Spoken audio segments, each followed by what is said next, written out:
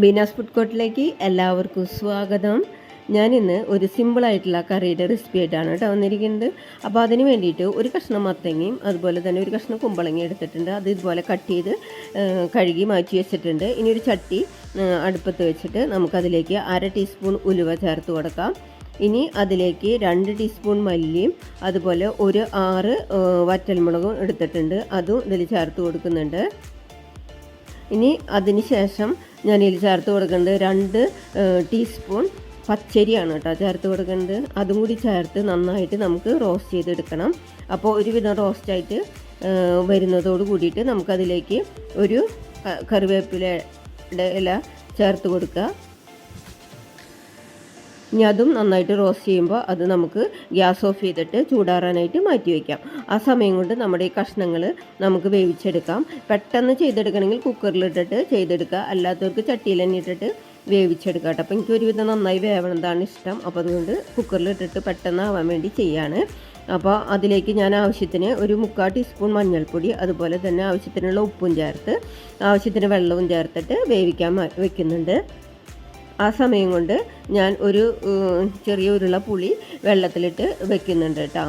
അപ്പോൾ ആ പുളി വെള്ളത്തിൽ ഇട്ടതിന് ശേഷം നമ്മളുടെ പൊടിക്കുള്ള നമ്മൾ വറുത്തെടുത്തതെല്ലാം ഒന്ന് മിക്സിയുടെ ജാറിലിട്ട് പൊടിച്ചെടുക്കുകയാണ് ചെയ്യുന്നത്, അരയ്ക്കല്ല കേട്ടോ ചെയ്യണത്. അതിന് ശേഷം ഞാൻ അതേ മിക്സിയുടെ ജാറിൽ തന്നെ 2 ടീസ്പൂൺ നാളികേരം അരച്ചെടുക്കുന്നുണ്ട് കേട്ടോ. 2 ടീസ്പൂൺ എടുത്താൽ മതി, കൂടുതലാവരുത്.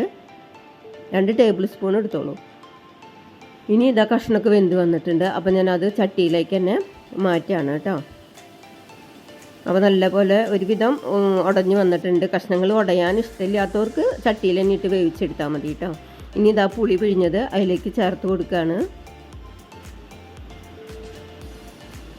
അപ്പോൾ നല്ലൊരു പുളിങ്കറിയുടെ റെസിപ്പിയാണ് കേട്ടോ. അപ്പോൾ അതിന് ശേഷം നമ്മുടെ പൊടി കുറച്ച് വെള്ളം ഒഴിച്ച് കലക്കിയിട്ട് നമ്മൾ അതിലേക്ക് ചേർത്ത് കൊടുക്കുകയാണ് കേട്ടോ. അപ്പോൾ അതും ഒഴിച്ചിട്ട് കുറച്ചധികം സമയം ഒന്ന് തിളപ്പിക്കണം കേട്ടോ. അപ്പോഴാണ് നമ്മുടെ ഈ മസാലയൊക്കെ ആ കഷ്ണങ്ങളിലേക്ക് നന്നായിട്ട് പിടിക്കുള്ളൂ. അപ്പോൾ അത് നന്നായിട്ടൊന്ന് യോജിപ്പിച്ച് കൊടുക്കുക. എന്നിട്ട് കുറച്ചധികം സമയം ഒന്ന് ലോ ഫ്ലെയിമിലിട്ട് തിളപ്പിക്കുക. അത് തിളച്ചതിന് ശേഷം നമ്മൾ അരച്ച് വെച്ചിരിക്കുന്ന നാളികേരം അതിലേക്ക് ചേർത്ത് കൊടുക്കുക. എന്നിട്ട് ഒരു 2-3 മിനിറ്റ് നേരം കൂടെ ഒന്ന് തിള വന്നാൽ മതി. അപ്പോൾ ഞാൻ അതിലേക്ക് ഒരു കഷ്ണം ശർക്കര ചെറുത് ചേർത്ത് കൊടുക്കുന്നുണ്ട് കേട്ടോ. കാരണം ശരിക്കും ഇത് കഷ്ണം വേവിക്കുമ്പോൾ മധുരം ഇല്ലെങ്കിൽ ചേർത്ത് കൊടുക്കേണ്ടതാണ്. പക്ഷെ എൻ്റെ മധുരം മത്തങ്ങയ്ക്ക് ഉണ്ടാവുമെന്ന് കരുതിയിട്ട് ഞാൻ ചേർത്തിട്ടുണ്ടായിരുന്നില്ല. ഇപ്പോൾ ചേർത്ത് കൊടുത്തു. അതിന് ശേഷം ഞാൻ അതിലേക്കുള്ള വറവ് റെഡിയാക്കുകയാണ്. അപ്പോൾ കുറച്ച് വെളിച്ചെണ്ണ വെച്ച് പാനിൽ എനിക്ക് കടുക് ചേർത്ത് കൊടുത്തു. ഇനി ഒരു 2 വറ്റൽമുളകും കുറച്ച് കറിവേപ്പിലയും കൂടി ചേർത്ത് പൊട്ടി വരുമ്പോൾ നമുക്ക് കറിയിലേക്ക് ചേർത്ത് ഒന്ന് അടച്ചു വയ്ക്കാം. എന്നിട്ട് ഒന്ന് ചൂടാറി വരുന്നതോട് കൂടിയിട്ട് അതിലേക്ക് ഒരു 1/4 ടീസ്പൂണിനേറ്റും കുറച്ചിട്ടുള്ള ഉലുവയുടെ പൊടിയും കൂടി ചേർത്ത് കൊടുക്കണം കേട്ടോ. ചൂടോടെ തന്നെ ഇടരുത്. ചൂടാറിയതിന് ശേഷം വേണം ചേർക്കാനായിട്ട് ഉലുവ, അല്ലെങ്കിൽ ചിലപ്പോൾ കനപ്പ് ടേസ്റ്റ് വരാനായിട്ടുള്ള സാധ്യതയുണ്ട്.